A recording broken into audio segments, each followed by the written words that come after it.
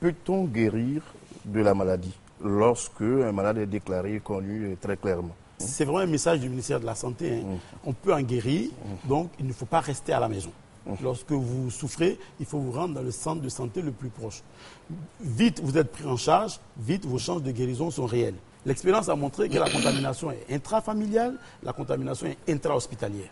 Donc il faut vraiment se rendre dans le centre de santé et nous, là-bas, nous allons prendre les mesures qui s'imposent pour vous protéger. Il ne faut pas laisser la maladie prendre avance, c'est cela. D'accord. Je voudrais également ajouter que sur l'utilisation de ce sérum-là, qui a été expérimenté chez les souris guérissent de l'infection à 100%. Parce que c'est dans le domaine de l'expérimentation et les injections du sérum sont faites de façon précoce. Mais si ce sérum est injecté 48 heures après ou 72 heures après, le taux de mortalité est de 50%. Donc le malade, dans la moitié des cas, ne survit plus à la maladie. Vous voyez, je rejoins Koulibaly, quand il parle de la précocité du diagnostic, de la consultation et du diagnostic et de la prise en charge, c'est très important pour qu'on puisse agir sur un certain nombre de paramètres qui puissent amener la guérison du patient. On peut donc guérir de cette maladie si on consulte assez tôt. On peut traiter les symptômes et pouvoir sauver le patient sans que l'issue soit toujours fatale. Qu'est-ce que cela signifie, professeur, lorsqu'on dit que ce sérum il est expérimental? C'est expérimental, c'est parce qu'il n'a pas subi tous les essais cliniques avant d'être utilisé, puisqu'il y a des protocoles internationaux qui sont très très stricts pour utiliser des nouveaux traitements. Dans ce cas-là, je dirais entre guillemets, ce sérum n'a pas subi tous les tests en conformité. C'est ça. Mais ce que je voudrais dire, si vous permettez, plus vous allez vite à l'hôpital, plus vous avez de chances d'accéder à la possibilité d'un diagnostic de laboratoire. C'est ça. C'est ça aussi. Et plus vous allez accéder à la possibilité d'un diagnostic de laboratoire, plus vite vous saurez que vous n'avez rien, ou bien si vous avez quelque chose, vous allez être correctement pris en charge. Plus vous allez vous attarder, vous allez venir à un stade pour lequel on ne peut rien pour vous, ni du point de vue symptomatique, et surtout, vous allez risquer de contaminer plusieurs membres de votre famille. C'est-à-dire que même les personnes qui fuient, par exemple, le Libéria ou la Guinée, qui passent par le Mali ou le Burkina, etc., pas seulement des étrangers, mais des Ivoiriens, ils ont intérêt, quand ils arrivent dans la localité, de se signaler. Comme ça, ils sont surveillés et si éventuellement ils présentent de la fièvre, ils peuvent être rapidement pris en charge. Je voudrais insister sur la rapidité de la prise en charge, de ne pas se cacher dans les maisons. Il vaut mieux aller à l'hôpital parce qu'on a une petite fièvre, il vaut mieux aller, je dirais, en excès que ne pas le faire. Plus vous allez aller vite à l'hôpital, plus vous avez des chances de vous en sortir. Tout à l'heure, nous allons parler justement des prises en charge, mais le professeur, dites-nous, est-ce qu'un survivant, déjà, il est immunisé désormais? Oui, très bien même. Mais il est immunisé contre la souche qu'il a infectée. S'il a fait Ebola Zaïre, il est immunisé contre Ebola Zaïre. Ah oui. Contre Ebola Zaïre. Oui, c'est-à-dire il est immunisé pas d'immunité croisée totale. Contre le type qu'il a infecté. D'accord, c'est bien compris. On va continuer en parlant de campagne, la campagne de sensibilisation du virus à Ebola auprès des entreprises publiques et privées, initiée par le ministère de la Santé, le CICG. Le Centre d'information et de communication gouvernementale CICG a déployé un dispositif de communication dénommé Prévention Ebola. Mobilisons-nous contre l'Ebola pour renforcer les actions de communication du ministère de la Santé et de la lutte contre le sida. Face au risque de propagation en Côte d'Ivoire de l'épidémie d'Ebola qui sévit en Afrique occidentale et particulièrement dans la zone forestière de la Guinée et du Libéria, le gouvernement a pris d'importantes mesures en vue de la protection des populations afin que le pays n'enregistre aucun cas. Le dispositif de communication Prévention Ebola, Mobilisons-nous contre l'Ebola vient en appui à cette campagne pour multiplier les moyens et canaux de diffusion afin de rendre accessible l'information sur cette maladie. Informer, sensibiliser, mobiliser sont les 3 axes de communication du dispositif Prévention Ebola. Il permet de sensibiliser largement les populations vivant en Côte d'Ivoire, présente la maladie, en décrit les symptômes ainsi que les mesures de prévention à mettre en œuvre pour empêcher la propagation de la fièvre hémorragique à virus Ebola dans notre pays. Ce dispositif compte 6 composantes que sont un site web www.prevention-ebola.gouv.ci, une campagne SMS, une émission informative télévisée sur RTI 1, une émission radio et des capsules radiophoniques, un ensemble de supports points et un kit d'information. Avec le dispositif Prévention Ebola, le gouvernement remplit sa mission de rendre accessible l'information aux citoyens face à cette terrible maladie afin d'assurer leur protection dans un contexte où aucun vaccin ou traitement avéré n'est encore officiellement disponible. Le Centre d'information et de communication gouvernementale a organisé une cérémonie dénommée « Mobilisons-nous contre l'Ebola ». Cette activité s'inscrit dans le cadre de la campagne d'appui aux actions de communication du ministère de la Santé et de la lutte contre le sida pour la prévention de la maladie à virus Ebola. Le kit de communication comporte des affiches, des prospectus et des spots radio en version française Baoulé BT Djoula. Étaient conviés à cette cérémonie les responsables de communication des ministères, des structures publiques et parapubliques et des entreprises privées. L'objectif de cette activité est de susciter l'implication active de toutes ces structures en qualité d'entreprises citoyennes dans la diffusion des messages du gouvernement pour informer et sensibiliser les populations contre la fièvre Ebola. Madame Anne-Marie Konompen a remercié particulièrement les entreprises qui n'ont pas hésité à répondre à l'invitation du CICG et qui par leur présence démontrent déjà leur engagement à être des relais de diffusion du message de sensibilisation pour la prévention de la maladie à virus Ebola en Côte d'Ivoire. Docteur Koulibaly, parce que les entreprises se mobilisent justement, est-ce qu'on ira jusqu'à demander à chaque entreprise désormais de prendre les dispositions, par exemple, pour qu'il y ait des centres pour accueillir un cas potentiel? Nous avons échangé avec les entreprises, nous avons fait des recommandations, nous les avons aidés à mettre en place des mesures. La première mesure que nous demandons à chacune de ces entreprises, c'est d'abord d'organiser des campagnes d'information et de sensibilisation des agents. Première mesure. Deuxièmement, nous avons demandé à ces entreprises de venir vers nous, nous allons former leurs agents de santé. Parce que dans ces entreprises, effectivement, il y a un petit système de santé, un établissement sanitaire, une petite formation. Troisième mesure, nous avons demandé à ces entreprises de mettre en place un système de contrôle de l'infection. Parce qu'en pratique, c'est quoi? Un agent d'une entreprise, lorsqu'il est malade, il ne va pas peut-être au CHU ou bien au privé, il vient d'abord dans le centre de santé de l'entreprise. Donc le médecin, lui, qui va le suspecter, qu'est-ce qu'il va faire? Il faut qu'ils identifient un petit local d'isolement où ils vont d'abord mettre en place ce malade-là. Et puis maintenant, quatrième mesure, nous avons demandé à ces entreprises d'intégrer le réseau national de surveillance. Donc lorsque vous mettez ces conditions-là, vous avez des équipements de protection, vous avez des gants, l'eau de javel, ainsi de suite dans ce petit local. Vous appelez maintenant l'Institut national d'hygiène publique ou le SAMU qui va venir prendre le malade en charge pour l'envoyer dans le site adéquat de prise en charge. Voici un peu vraiment les mesures que nous avons essayé de mettre en place avec ces entreprises-là. Il faut nécessairement qu'elles mettent en place un petit mécanisme de contrôle de l'infection in situ. Ça s'impose. Alors, je voudrais aller sur un cas pratique. En cas de décès, les rites funéraires ne sont plus les mêmes désormais. Tout à fait. Je dirais que le patient vivant présente un risque, mais le patient décédé présente un risque qui est 2 fois ou 3 fois plus que le patient vivant. Et donc le corps du défunt est très, très, très, très contagieux.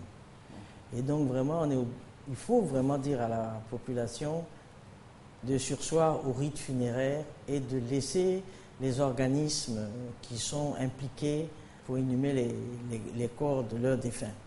Parce que beaucoup de contaminations sont liées aux manipulations des corps. Est-ce que vous pouvez nous faire... C'est très risqué, il faut qu'on le dise, c'est très, très, très risqué.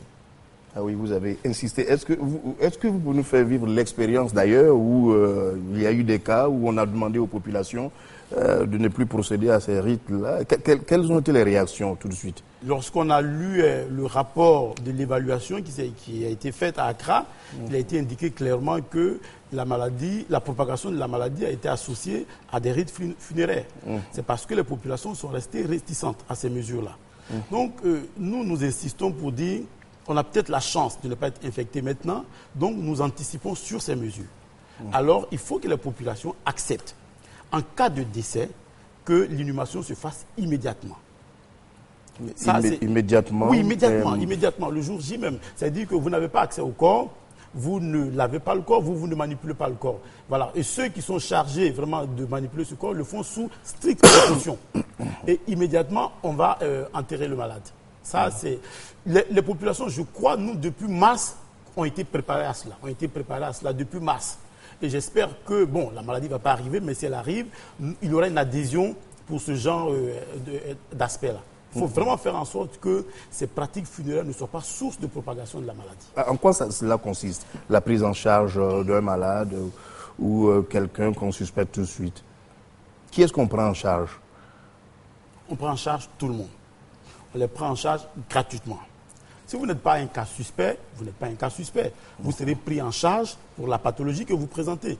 Un tuberculeux qui tousse du sang, ce n'est pas de la fièvre Ebola. Donc il va être traité par le programme tuberculose. Quelqu'un qui a du palu, si on trouve que c'est une goutte épaisse, il va être traité pour son palu. Mais s'il est avéré que c'est un cas confirmé de fièvre Ebola, il va être traité comme tel. Et là, les infectiologues vous diront comment ils le font. C'est vraiment un traitement symptomatique. S'il saigne, on va lui donner du sang. S'il est déshydraté, on va le réhydrater. Et c'est comme ça que le traitement va se passer. Alors, et puis un cadavre à l'hôpital, parce qu'il y a plusieurs scénarios, un cadavre à l'hôpital, à domicile ou ailleurs. Comment est-ce que vous les traitez cas par cas? Alors, à domicile, il est demandé, on a eu vraiment l'exemple à l'Ouest, c'est vraiment des cas pratiques. Dès qu'un sujet a été constaté avec fièvre plus autres signes qui est décédé rapidement, les villageois ont rapporté l'information au chef du village. Le chef du village a dit, vous ne touchez plus à ce cadavre. J'appelle, moi, les services de santé. Automatiquement, ils sont arrivés, ils ont porté les combinaisons, les mesures de précaution ont été observées et la famille a accepté que le cadavre soit enterré immédiatement. Voilà. Donc, dans ce contexte-là de fièvre Ebola, si vous avez des signes évocateurs qui sont en faveur de ce signe-là et qu'il décède, vous ne devez pas toucher. Il faut informer automatiquement les services de santé. On va appeler les services mortuaires qui vont venir avec un sac mortuaire et des mesures de précaution rigoureuses vont procéder à l'enterrement immédiatement. Alors, je voudrais vous faire suivre d'abord cet exemple. Que faire lorsqu'on se trouve en face d'un cas de fièvre hémorragique Ebola?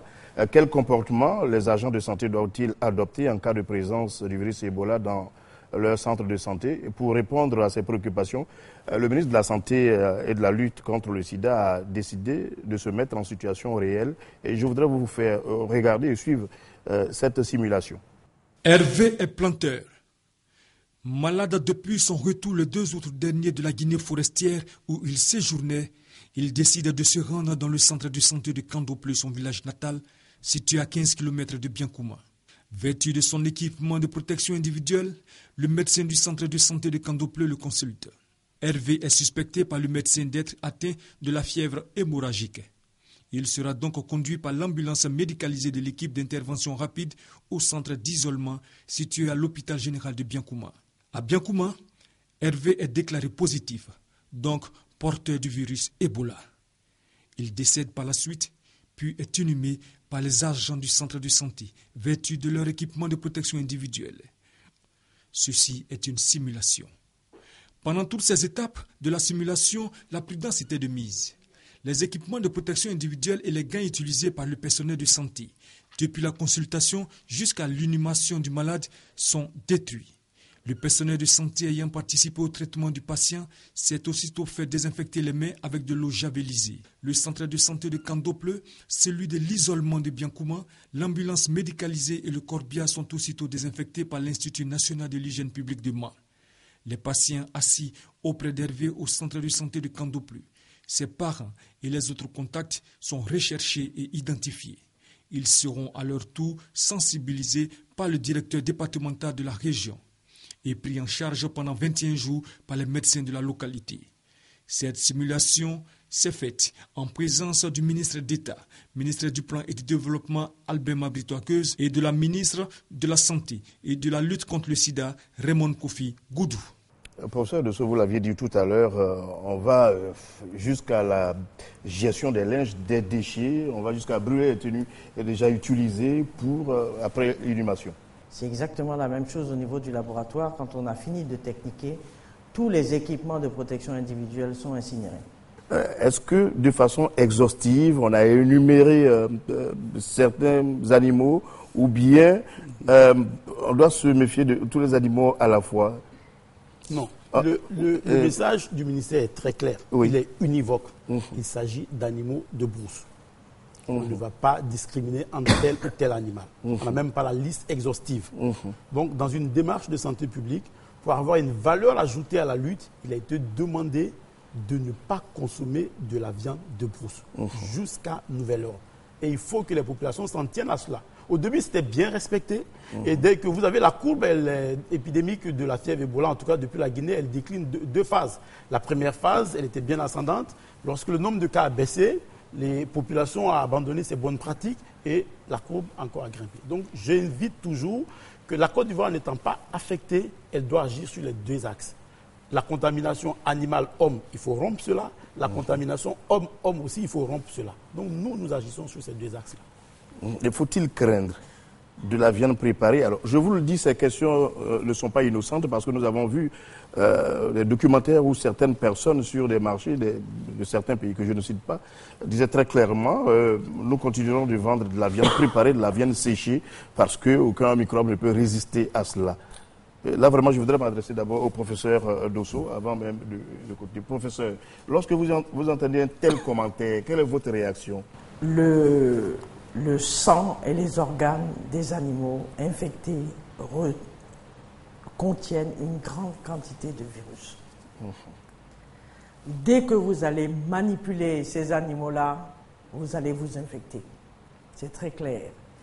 Or, avant de mettre, je dirais, la viande dans la sauce, il faut la découper, il faut la préparer, etc. Et ce sont ces opérations-là qui sont contaminantes. C'est d'abord une maladie animale. C'est une maladie de ce qu'on appelle la faune sauvage. C'est une maladie qui est dans le règne animal qui vit dans la forêt. Donc, il faut savoir que les animaux sont à la source du premier cas dans la grande majorité des cas. Professeur Dosso, pour terminer, quelle conclusion vous pourriez tirer? Alors moi, la conclusion que je voudrais tirer, c'est que la préparation pour éviter l'entrée du virus Ebola en Côte d'Ivoire, on est confronté à un risque majeur et ce risque majeur ne sera pas le dernier. Donc les mesures de prévention, les messages de prévention, la mobilisation, etc., il faut que chacun fasse sien à l'échelle individuelle de toutes ces mesures-là et puis change un peu de comportement parce que nous ne sommes pas à l'abri d'autres épidémies. Et donc cette épidémie doit nous aider à prendre conscience et surtout à prendre que chacun doit être, je dirais, le surveillant de chacun pour éviter qu'on ait ce qui se passe actuellement malheureusement en Guinée, au Libéria, en Sierra Leone et qui est effroyable. C'est ce qu'on peut dire. C'est ce que je voudrais dire. Docteur Koulibaly, pour terminer complètement. Oui, je voulais indiquer que y a toute une série de mesures qui ont été mises en place. Ce qui est attendu, c'est l'adhésion des populations à ces mesures. La première des choses, c'est le respect du lavage des mains. On insiste là-dessus, ça ne coûte vraiment pas cher, il faut se laver les mains. Deuxième chose qu'on voulait dire aux entreprises ou à tous les établissements qui reçoivent du grand monde, c'est d'augmenter la fréquence de nettoyage de leurs locaux, de leurs toilettes. S'ils nettoyaient cela 2 ou 3 fois par jour, il faut passer à 5-10 fois par jour. On réduit un peu comme cela le risque. Troisième mesure qui est mise en place, c'est la protection du personnel soignant. Des équipements de protection individuelle ont été acquis. Ces équipements ont été mis à la disposition du personnel soignant. vous allez souvent les voir en équipement de protection individuelle en train de vous examiner.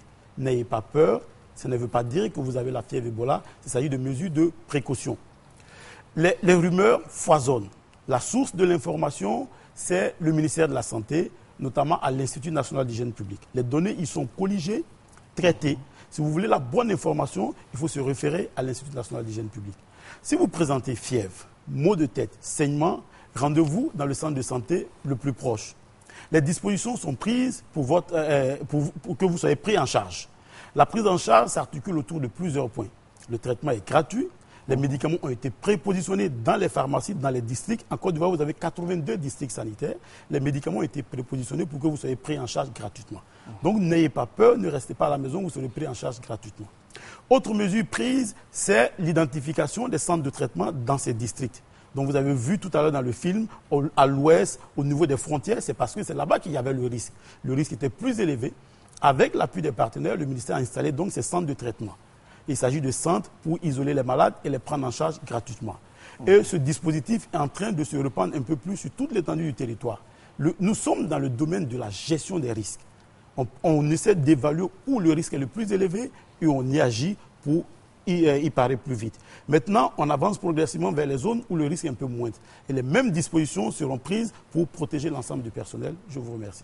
Merci, docteur Koulibaly. Vous avez été entendu. Merci, professeur Bussaniel. Et puis merci aussi au professeur Dosso. Plus de 1400 morts. La maladie à virus Ebola déclarée urgence mondiale par l'OMS sévit en Afrique de l'Ouest depuis février 2014, notamment en Guinée-Conakry, Libéria et en Sierra Leone, et tout récemment au Nigeria. Et la maladie tue à 50, à 90% même.